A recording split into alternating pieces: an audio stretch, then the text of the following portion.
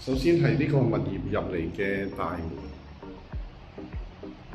旁邊就係客廳，放6至8人飯台仍然寬敞，仲可以放個櫥櫃儲物。呢邊就係客廳，一邊可以擺電視櫃，一邊擺梳化啦。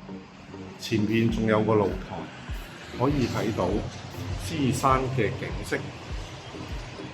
廚房係梗廚，有各樣嘅煮食工具同埋雪櫃。浴室係幾缸設計，方便淋浴。第一個房間